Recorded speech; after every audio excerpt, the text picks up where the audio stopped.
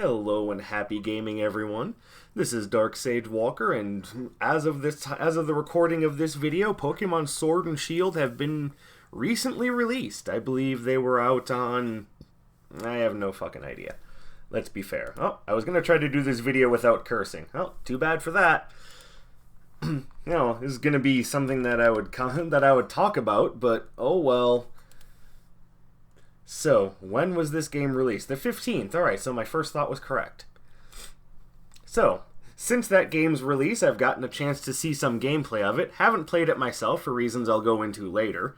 But I can give you my honest first impressions about Pokemon Sword and Shield, which is... it's a Pokemon game. I'm sorry, I can't get into any further detail than that because it just looks like another mainstream Pokemon game. And I have no problem with that. I've played some of the mainstream Pokemon games. I'm not gonna lie, I pretty much stopped at Pokemon Diamond and Pearl. And the reasons for that were actually twofold. Reason number one, there were other games coming out that I wanted to really sink my teeth into. Like, at the time, Splatoon was taking up a lot of my time, but nowadays I'm finding myself playing games, a lot of roguelike games like Isaac, and yeah, if I were to get into a game on a competitive scale, maybe Pokemon would be it, but maybe I might want to try getting into competitive Splatoon, or maybe I might want to get into competitive Smash. There's all sorts of games out there that could take up that niche of, a competitive game that I want to try getting into. But the other reason is, and this is a bit more relevant, the games just haven't really changed all that much over time.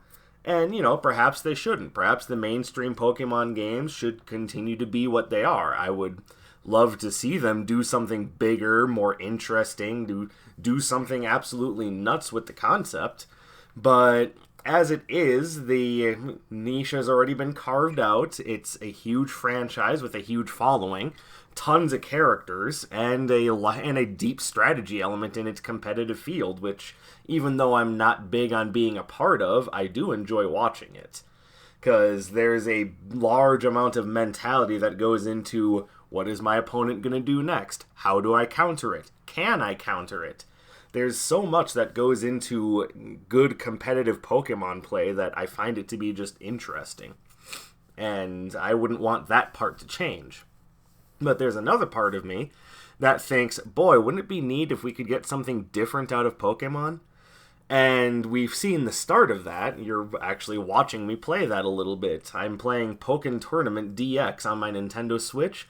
I absolutely love this game, and I'm not great at it, and I'm sure you'll find out. Matter of fact, I haven't played it for a while, so for a little while I could barely even remember how to use my super form, or I believe Synergy Burst is what they call it. But I think that game is magnificent, and I loved the idea that they were taking to expanding it with new characters with different strategies. It was something special. But before I get into any of the ideas I have for maybe doing something interesting with the Pokemon franchise, there is something that I do want to address, and that is the ever-growing Dexit problem. In case you're wondering, Dexit, not that much unlike the original Brexit problem, which I'm not getting into that. You want to talk about the politics going on in the UK? Have fun, but that's not what this video is about. No, what Dexit is the idea that a huge number of Pokemon from the National Pokédex were cut for this game. And I don't know if that's because they want to introduce chunks of Pokemon as, updates or DLC. My guess is, maybe, but I'm not sure that's a big deal. What I think is the bigger issue is that... there are, to me, there are two sides of this argument. So I'm going to go with the player side of the argument first, and then I'll play devil's advocate for Game Freak, as much as some of you might not like that. Ready? Great, here we go. The player side. Well, why would you remove so many Pokemon? There's just so many interesting creatures and so many cool ideas. I don't understand why you're not putting them all in the game. And on the player's end, I get it. I do absolutely get it. You built a franchise, an entire game series, based around catch all of these different Pokemon and then work on building a team, strategizing, and finding your favorites in order to dominate your opponents. So on that end, I say, yeah, I absolutely get it. They built a franchise based around us finding our favorites, and here's the thing, with over 800 Pokemon, everyone's going to have a different favorite. Not everyone is just going to go, I like Dragonite and Mewtwo. I want all the power. Yeah! But not everyone's going to play that way. Some people like the really defensive Pokemon, like Fortress, or Steelix, or Ferrothorn. I think Ferrothorn is defensive. I'm sorry, I haven't played in a while. Some people like the really offensive Pokemon, like your Mewtwo's, and your Salamences, and your Tyrannitars. Some people like the really speedy Pokemon, like your Rapidashes and your Jolteons. And some people like Pokemon strictly based on their designs. These are the people that that get into the what were they? The Pokemon, what is it? The fashion shows? I don't think that's what it was called, but the idea was there.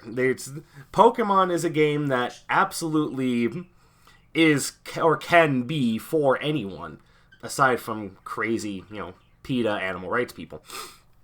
They don't get Pokemon. Sorry, got something stuck in my throat. Trying to get it out is a hassle, but back to what I was saying.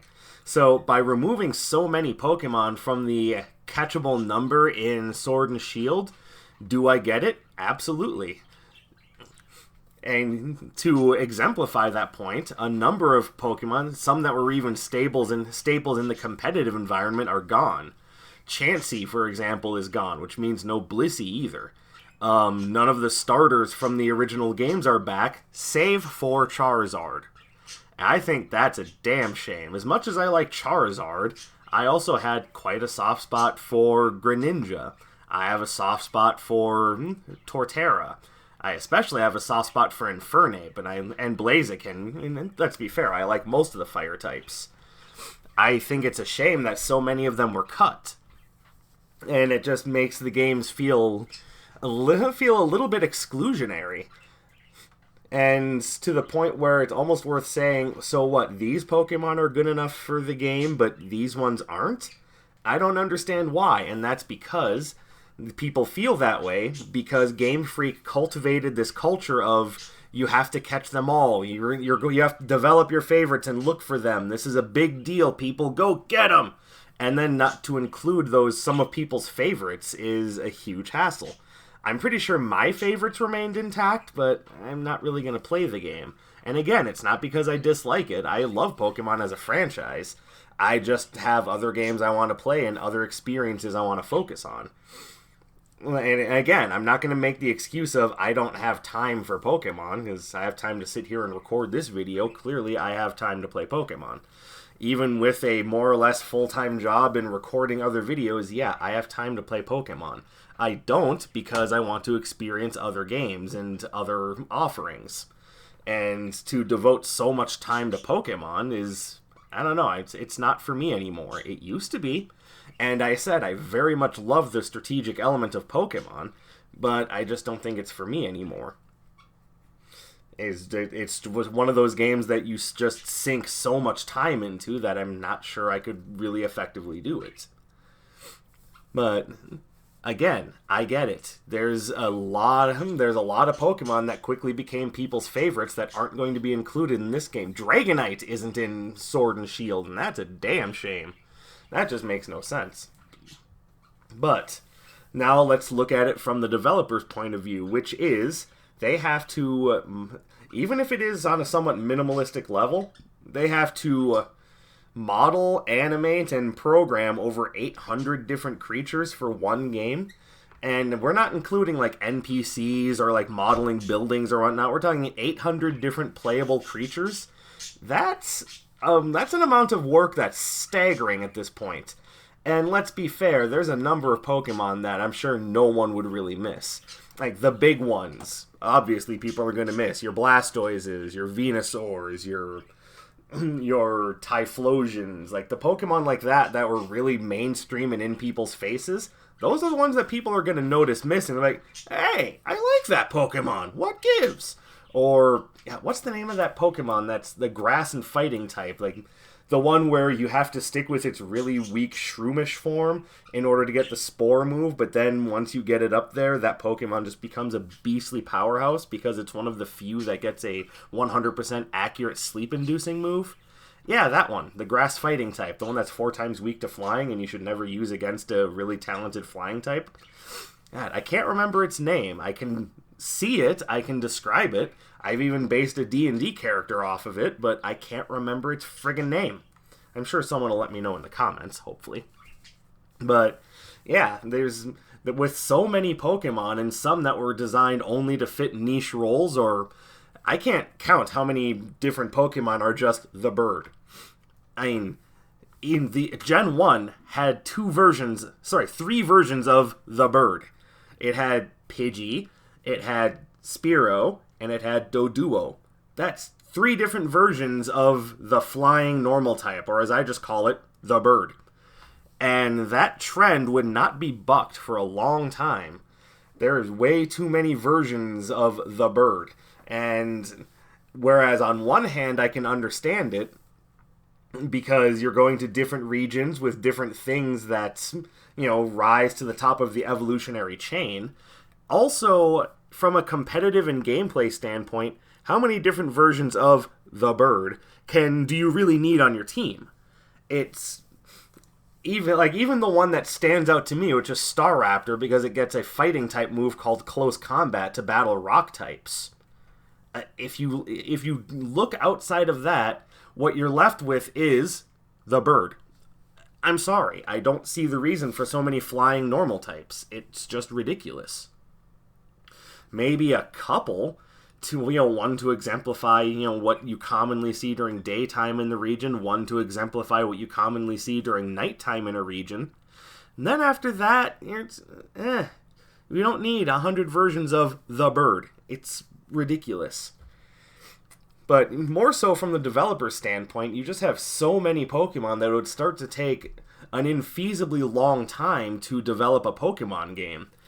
And it's an outstanding amount of work, and if they want to try to make any kind of deadline, they would have to force the developers at Game Freak into a ridiculous amount of crunch. So I'm not sad that they didn't include every single Pokemon ever made in Sword and Shield. That having said, maybe not cut so many. A lot of us really looked forward to seeing some of our favorite legendaries, for example.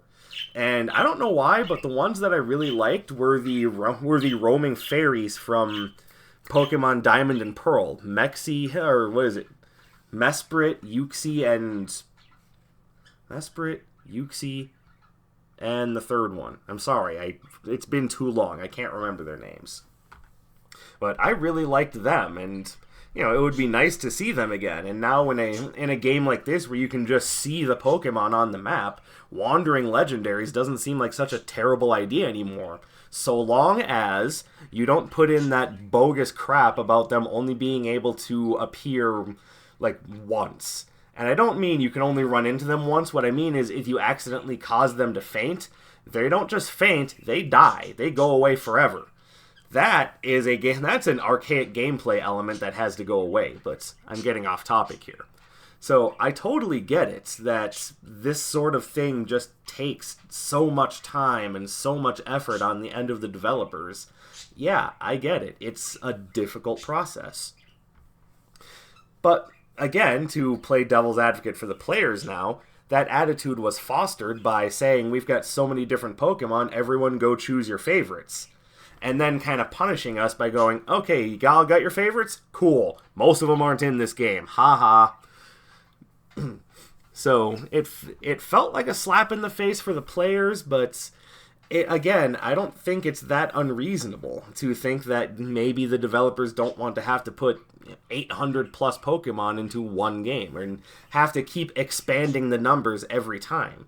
We have so many different types of Pokemon, and some of them are just retyped versions of the old Pokemon. We've got 2 different versions of Vulpix now. We got the Ice type, we got the Fire type.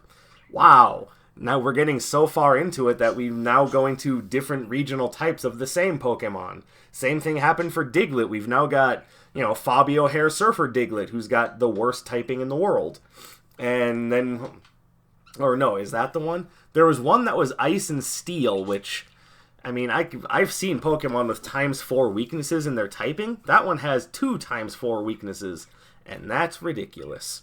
And they're both to common moves, fighting types and fire types. Oof. Just oof. That's kicking a guy in the face when he's down. That's not even right. But, so, I get it. They don't want to have to program so many different Pokemon. Here's my counter-argument, though. When your gameplay is the same as it's been for years and years and years in these mainstream games, basically what you're designing is a series of static animations and then just numerical values. It doesn't seem like it should take that much work, especially when the battle animations are still so basic. So, I was thinking about this, and as said, one of the big things for Pokemon for me is that the gameplay loop is the same as it's been for years. It just hasn't been able to draw me back, even with some of the newer changes, like being able to interact with your Pokemon, i.e. poking the touchscreen, or, you know, the little mini games you can play with them. All of these things are things I understand, and I think improve the gameplay experience in general, but it's still just turn-based menu picking. And don't get me wrong, I have no problem with that. I love the old Final Fantasy games. But when you have a roster like this with so many different things that can do so many different things, I use the word things in that sentence too many times, fucking sue me. You gotta do something with that. You've got so many interesting characters, both humans and Pokemon, to work with, and I think it's time for them to branch out into something new. And I have 2 ideas to share with you that I think could be really interesting in that regard. So I put on my thinking cap for this, and here's the ideas that I came up with. The first idea would be a Pokemon fighting game. Oh, what, like the one you're already playing, genius? No. I mean something more along the lines of like a Street Fighter or Mortal Kombat style 2D fighting game. And yeah, the roster might be limited in that as well. But what you could do is very akin to the normal games. I mean, outside of just the Pokemon's base moves, like general punches, kicks, you know, headbutts and whatnot, or tail lashes in the case of the serpent-like Pokemon. Maybe what you have is that the special moves that they can learn are, you know, the big moves from Pokemon. Like, so let's use Charizard as the example. Obviously, he's got the punches, the wing slaps, you know, just the basic offenses. But then, if you wanted to perform a move like Flamethrower, well, that would be half circle back to forward and attack. And that's Flamethrower. But he doesn't have to have Flamethrower. He could also have something a little bit more user-friendly, like Ember, which would be quarter circle forward attack, and that's your basic Hadouken. Or maybe, you know, something like Fire Blast would be what is it, quarter circle forward twice, so 236, 236 attack, and that's Fire Blast. And I know this sounds complicated for a Pokemon game, where you have to actually factor in things like movement and whatnot, but do I think it would be worth it? Abso-friggin-lutely. And there's no reason why Pokemon abilities couldn't play an effect, so again, using Levitate as the example, your opponent has a lot of ground-based moves, so you factor in an opponent that has Levitate, and a lot of those ground-based moves are going to now miss because you're up in the air. Same thing with flying types. So the type advantages and whatnot don't have to go away. You just factor in a layer of skill that makes things a little bit more interesting. It creates a whole new strategy aside from just the normal fighting game strategy of, you know, blocking, parrying, when to use your special, how to lock your opponents, you know, whether to use counters, grabs, yada yada yada, so on and so forth. What you now have is a lot of that with the added type advantage and some restrictions, and I think that could make for a very interestingly layered game. But I also understand that 2D fighting games aren't exactly everyone's bread and butter, so what else could we do with the Pokemon concept in order to draw in newer or perhaps returning fans like myself, or to draw in a new crowd entirely? Well, And this is the idea that I think is really interesting. Turn it into an action RPG.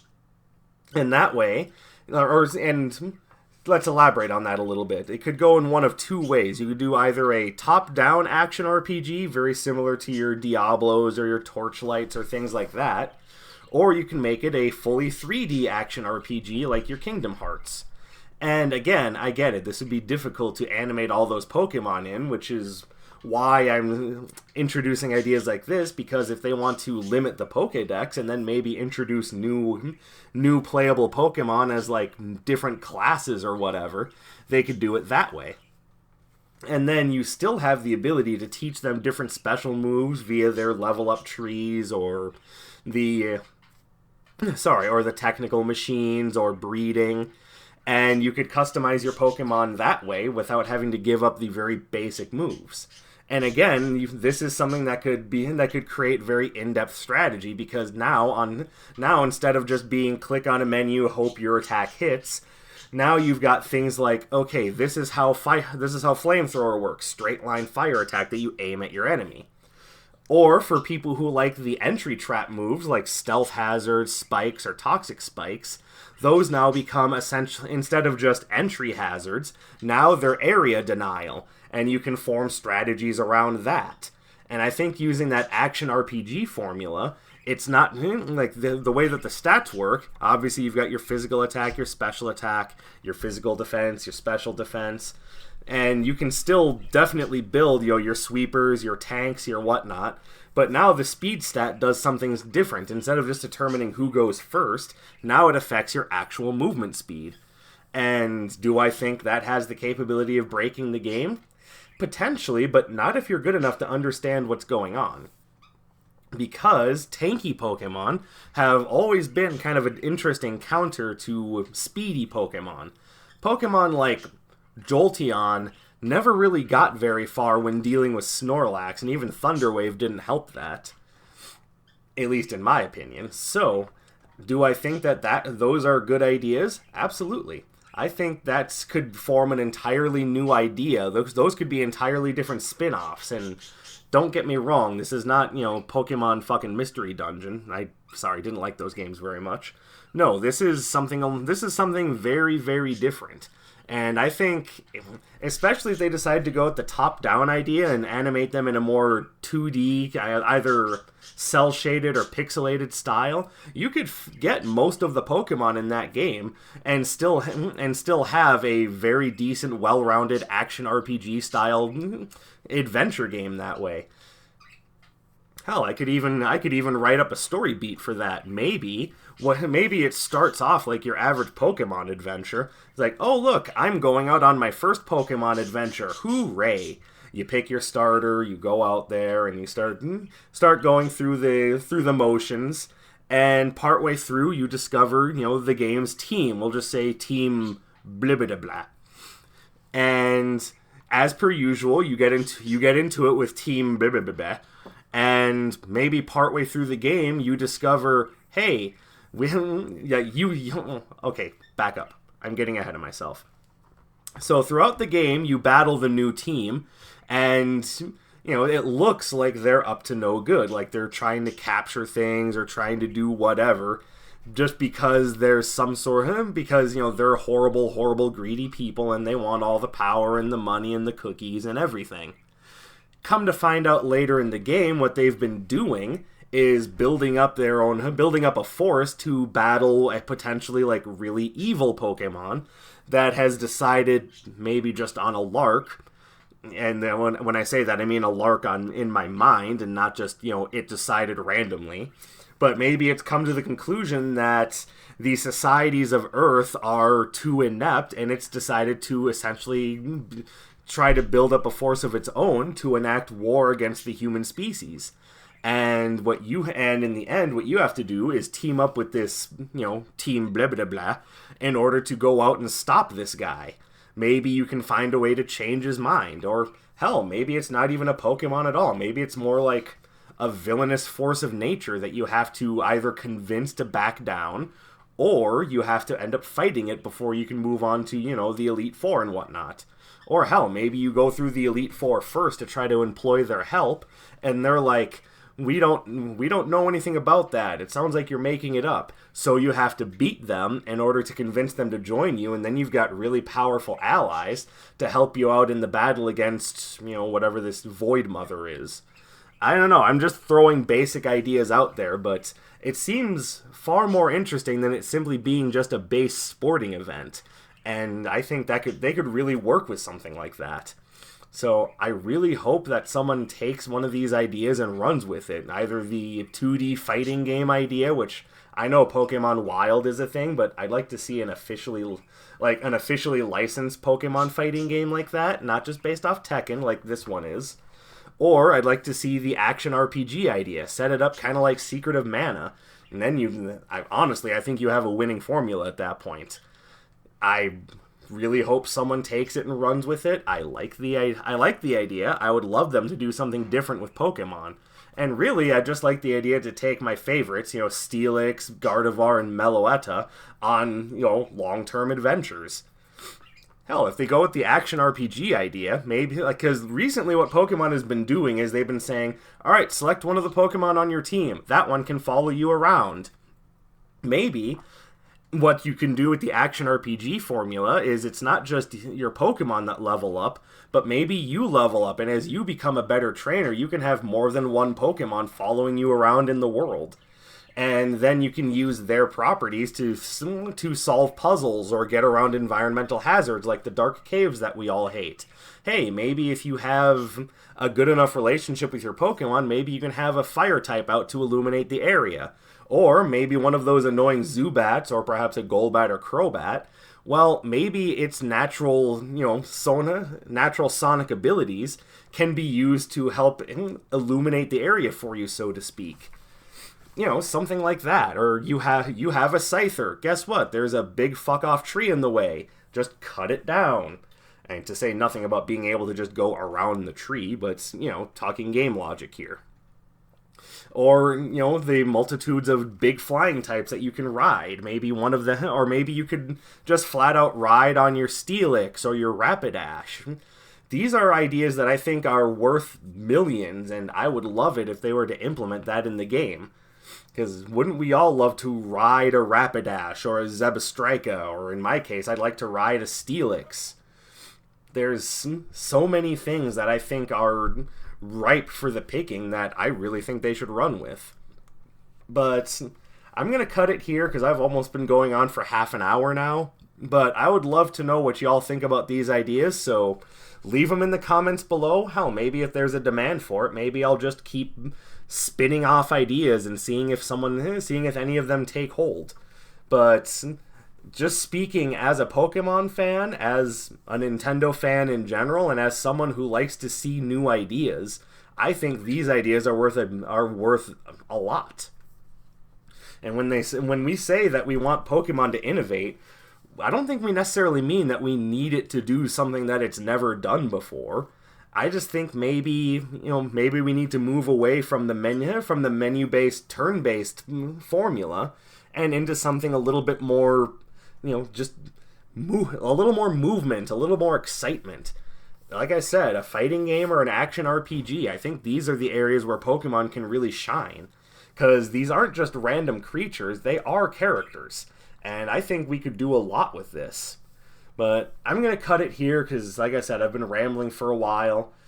Let me know what you think about these ideas in the comments below, and I'd love to just brainstorm some more thoughts on this, maybe see something come to fruition. Who knows? I'm just enjoying myself. I just enjoy talking about games in general. And at the moment, my brain happened to be on Pokemon. So, leave a comment below, let me know what you think, subscribe to the channel, hit the bell, do all that fun stuff, and I will be back with some more stuff in the near future. My name is Dark Sage Walker, and I will be seeing you.